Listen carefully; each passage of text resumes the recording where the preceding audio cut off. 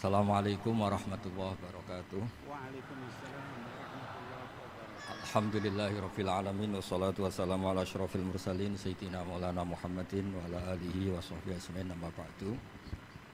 Ingkang sangat kula hormati niki wonten Habib Nabil, semua keluarga besar Habib Muntir, semua min usulihi wa furuhi sedanten ingkang kula hormati. Ingkang terhormat Habib Ahmad Bahar, Habib Ja'far Al-Attas, jadi wonten Profesor Nazaruddin, wonten Pak Muzani, wonten Mas Nusron dan ingkang kula hormati.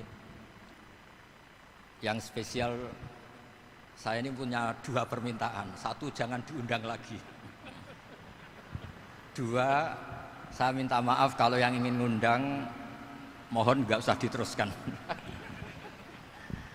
Saya akan cerita yang ilmiah. Saya terima kasih tadi sama Habib Abdullah bin Ja'far sama Ustadz Hasan Saifur Rijal. Begini, kenapa saya banyak dikutip para narasumber? Karena saya ini jenis kiai yang otoritatif. Jadi saya ini karena nggak menteri, sehingga kalau belajar itu serius sekali. Ya alhamdulillah ini ada Pak Muzani, orang yang bisa ngelantik seseorang jadi presiden. Masih punya utang satu, bisa nggak ngelantik kita jadi ahli surga?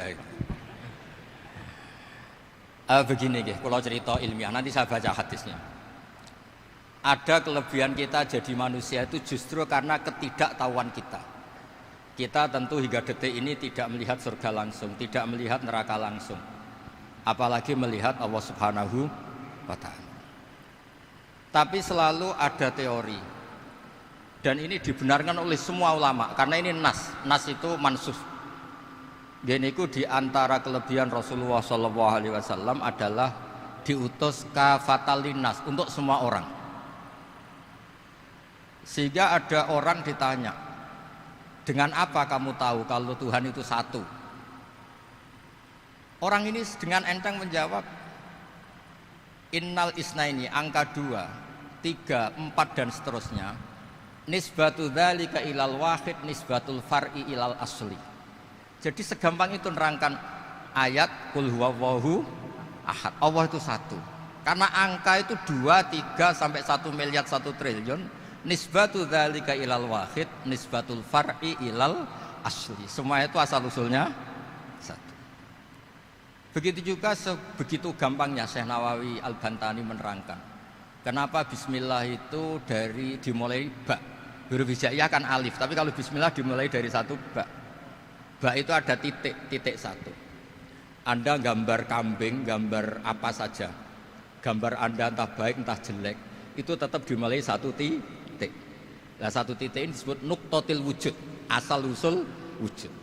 Sebab itu kitab I'anatul Thalibin, tadi Habib Nabil cerita sanad-sanadnya Mbah Mun. Sebetulnya kalau boleh angkuh, yang berhak cerita itu saya, karena kitabnya milik saya. Tapi beliau tak kasih terus cerita, ya alhamdulillah. Ada penyambungnya gitu.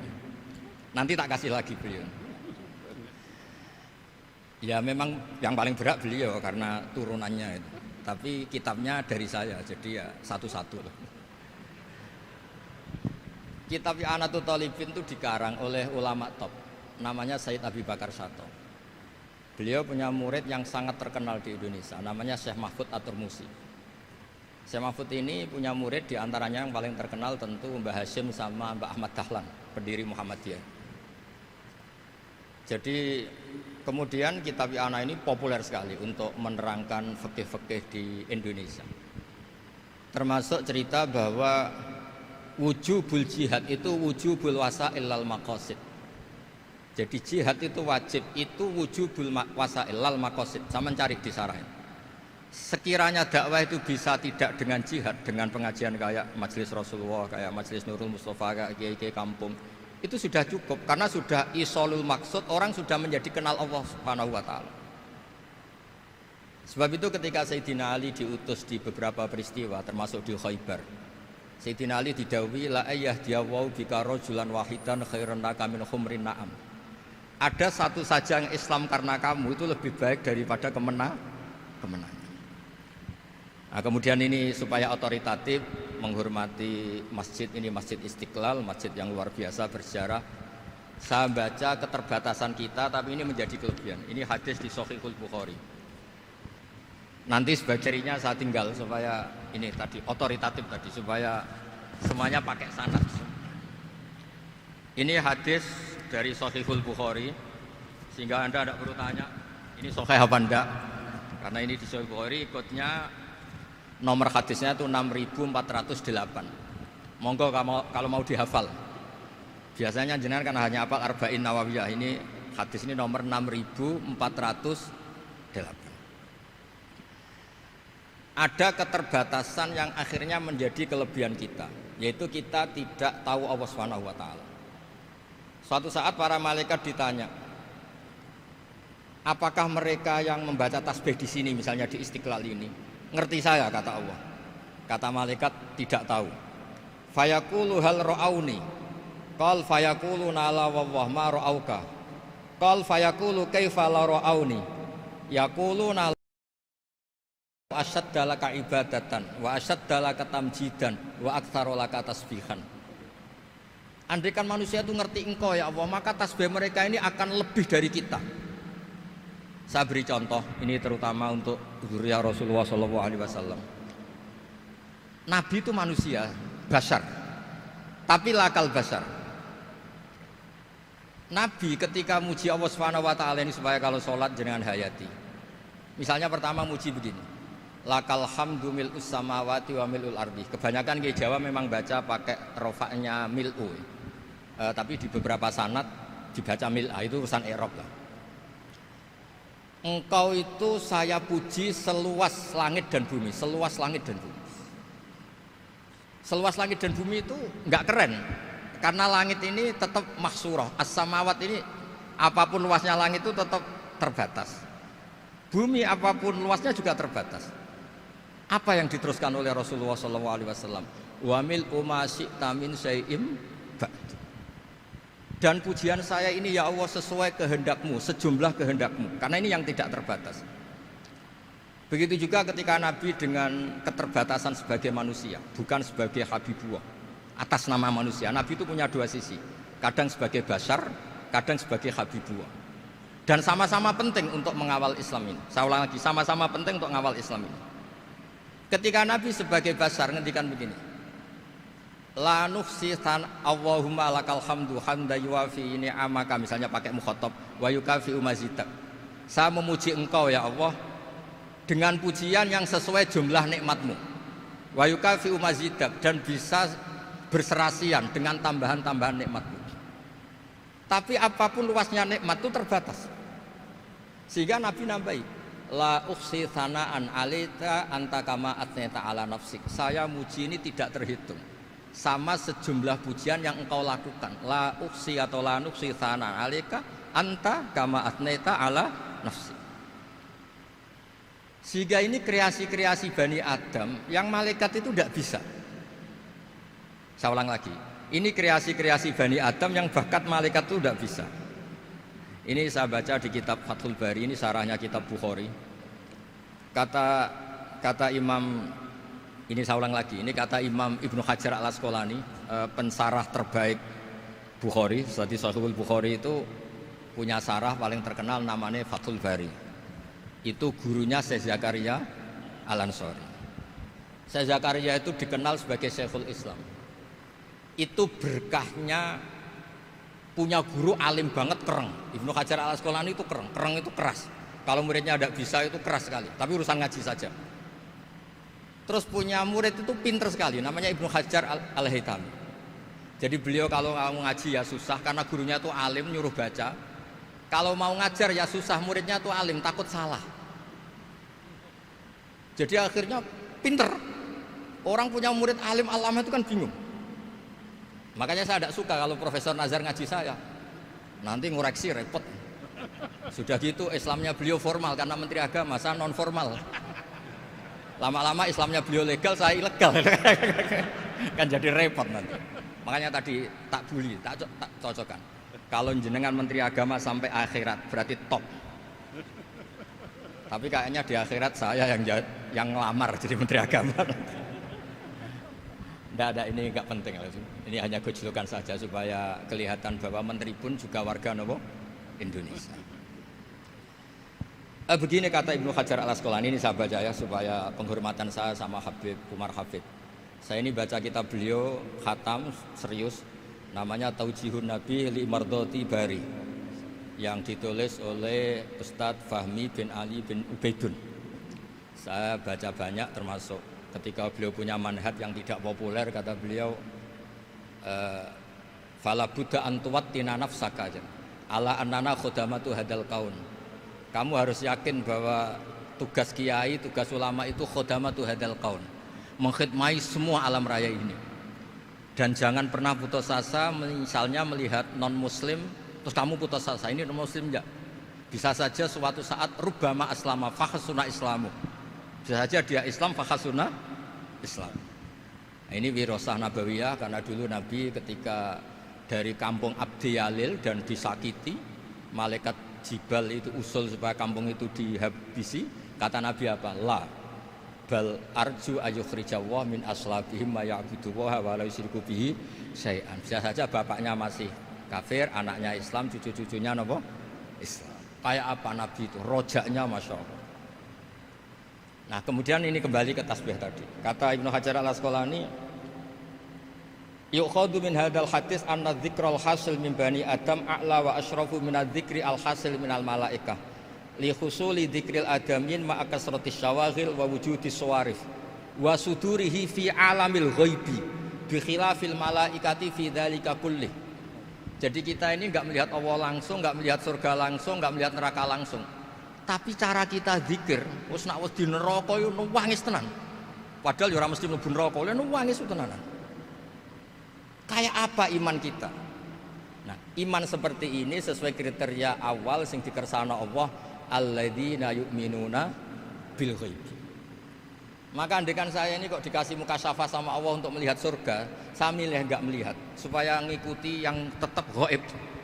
Nanti kalau saya melihat langsung kemudian iman, kata Allah, akeh tunggali aku iman mau melihat itu. Jadi kadang-kadang keterbatasan kita ini penting. Makanya masyhur Nabi pernah ngendikan tuba liman ro'ani wa amanabi, tapi wa tuba liman lam yaroni wa amanabi.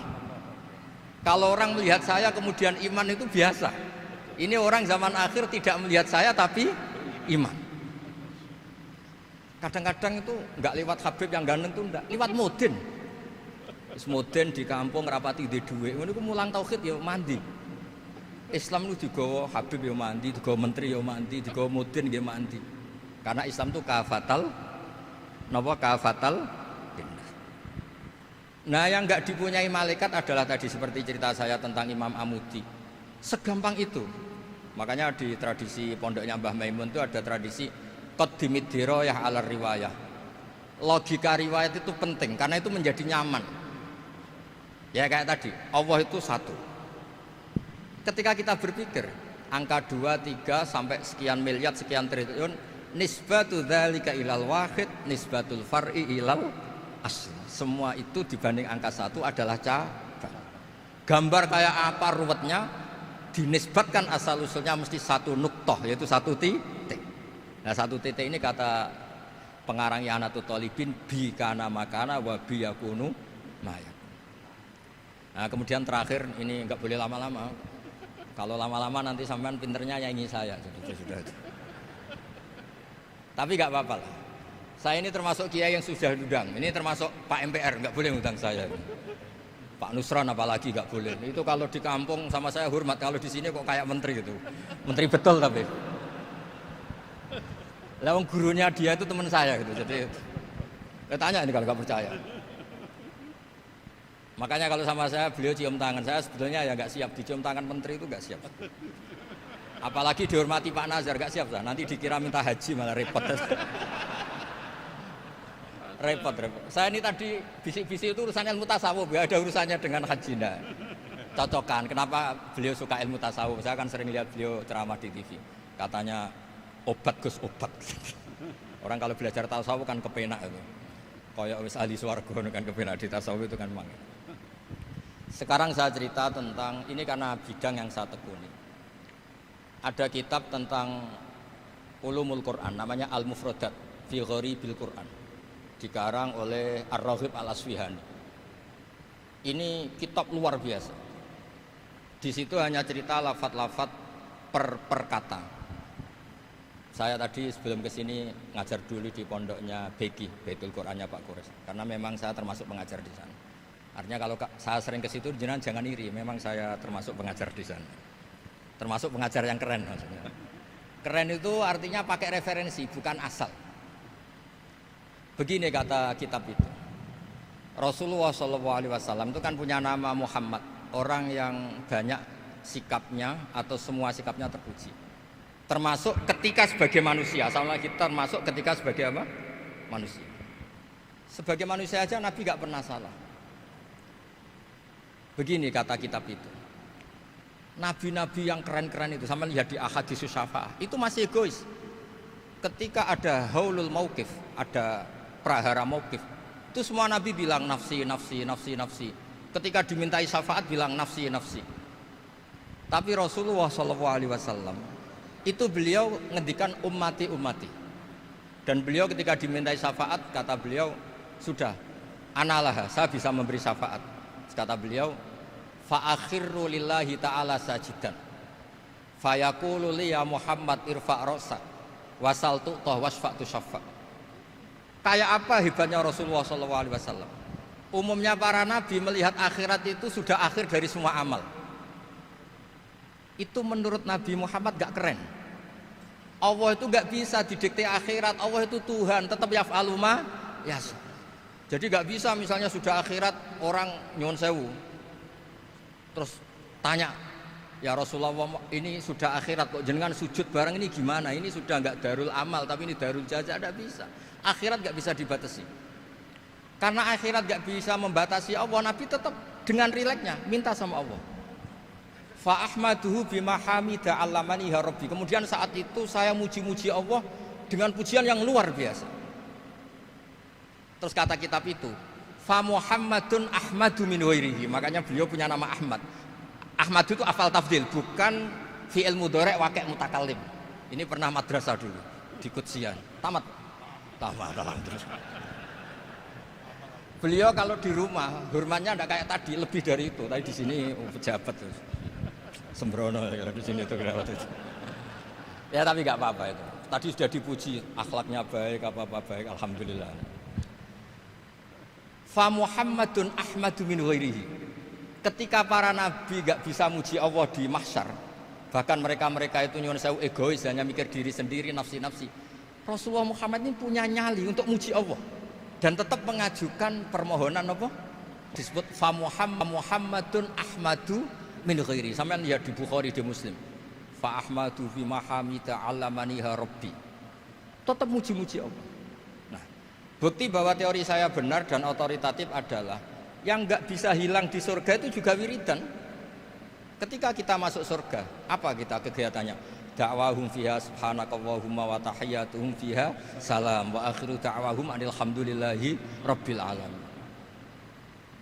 Nah, kemudian ini juga yang terus kemudian dinyatakan al-baqiyatus sholihat. Ini kalimat-kalimat yang abadi.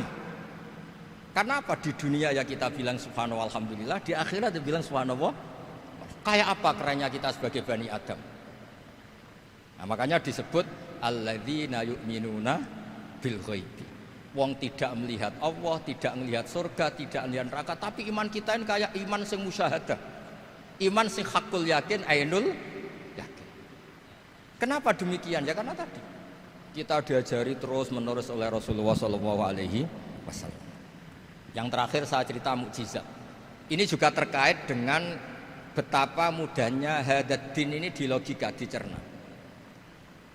Kata Rasulullah SAW, sabda Nabi di hadis, saya ulang lagi ini hadis sahih di bab awal Fadailul Quran di Sahihul Bukhari. Dicek, kalau nggak percaya dicek. Ma minal anbiya'i nabiyyun illa u'tiya minal ayati ma misluhu amana alaihil bashar. Wa innama kana alladzi utitu wahyan auhahu wa ilayya fa arju an akuna aktsarahum tabi'an yaumal qiyamah. Enggak ada nabi kemudian kecuali dikasih wahyu, dikasih mukjizat. Dan mukjizat ini dahsyat sehingga orang itu dipaksa iman. Kayak Nabi Soleh ada unta besar keluar dari batu. Nabi Musa punya tongkat dipukulkan ke Laut Merah langsung menyibak jadi daratan. Tapi kata Nabi Muhammad SAW, kata, saya itu tidak punya mukjizat kayak itu, juga gak ingin. Saya ini dikasih mukjizat Al-Quran. Dan saya berharap karena mukjizat Quran ini adalah terus kemudian umatku menjadi yang terbanyak ila yaumil ya. Sekarang kita berlogika. Ini kata kitab Fathul Bari lagi. Kita berlogika. A'jaza yu'jizu i'jazan. Sesuatu yang menjadikan orang lain gak mampu disebut i'jaz. Kemudian karena ayat menjadi mukjizat, sesuatu yang kita sepakat gak mampu. Nah kalau itu masalahnya, tongkat dipukulkan laut kemudian menjadi kering, kita mampu enggak? Enggak kan? Tapi pertanyaannya, Anda bikin nyamuk mampu enggak? Enggak kan? Anda bikin sapi, bikin unta mampu enggak? Enggak kan? Makanya Nabi Muhammad SAW cukup, sudahlah kamu itu manusia, bahkan sekedar menciptakan lalat itu enggak bisa. Inna Allaha la yastahi ayyadriba mathalam ma'ba'udatan. Kemudian mukjizat ini sama Nabi dicontohkan hal-hal yang keseharian kita. Wa min ayatihil lailu wan naharu wasyamsu wal qamar. Sekarang peristiwa laut dibelah Nabi Musa dengan matahari yang enggak pernah turun mesin, itu keren mana coba? Keren matahari yang enggak pernah turun mesin. Terus kata Ibnu Hajar Al-Asqalani, li'annal mu'jizat al-madiyah kanat khisyatan tusyahadu bil absor kana qati soleh wa asa Musa wa mu'jizatul Qur'an tusyahadu bil basirah fakana man yattabi'uhu atau yatba'uhu li ajliha aksar fa innal ladzi yusyahadu bil absor yang qaridu bingkiradi musyahidihi wal ladzi yusyahadu bil basirah bakin. Ya saya ulang lagi, bakin. Ya, bagian terus disaksikan orang sing ja'a badal awali mustamirran. Begini logikanya. Mukjizat kayak nakoti soleh atau aso Musa yang terkenal. Saya andaikan jadi umatnya Nabi Musa terus dikasih tongkat itu, terus bisa apa coba? Ketika kita punya utang disuruh nyaur ya nggak bisa dipakai jaminan kan. Sudah gitu orang tanya ini asli apa enggak? Kalau asli buktikan, kan ya repot. Tapi kalau kita jadi umatnya Rasulullah SAW ditunggoni Quran, punya banyak masalah resepnya sabar.